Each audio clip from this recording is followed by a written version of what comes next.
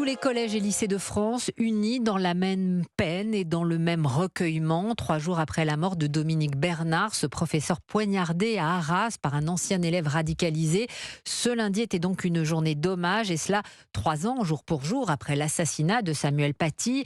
Lionel Gougelot, vous êtes à Arras pour Europe 1, un hommage interrompu dès ce matin par une alerte à la bombe dans le lycée où enseignait le professeur de lettres assassiné.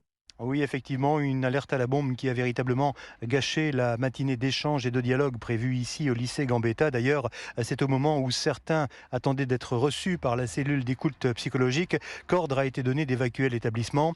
Pierre et Eva, élèves des classes prépa, ont été mis à l'abri comme environ 300 autres personnes. Étant donné qu'on a déjà été confinés, nous, vendredi, on revit ça une deuxième fois, c'est choquant, quoi. Ça rajoute du stress pour les gens qui ont déjà vécu quelque chose de traumatisant. L'alerte levée, la minute de silence en hommage à Dominique Bernard a pu avoir lieu normalement après un discours du proviseur appelant les élèves à reprendre le flambeau de leur professeur.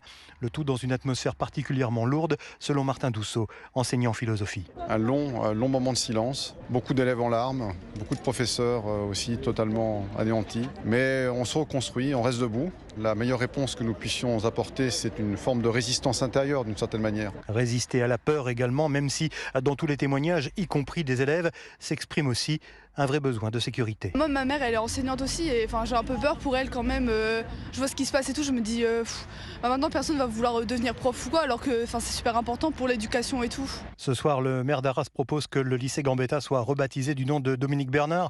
Pourquoi pas, répond Xavier Bertrand, le président de la région en charge des lycées, mais seulement si la famille donne son accord. Lionel Gougelot à Arras pour Europe 1. Emmanuel et Brigitte Macron se rendront jeudi matin aux obsèques de Dominique Bernard. Elles seront célébrées en la cathédrale d'Arras.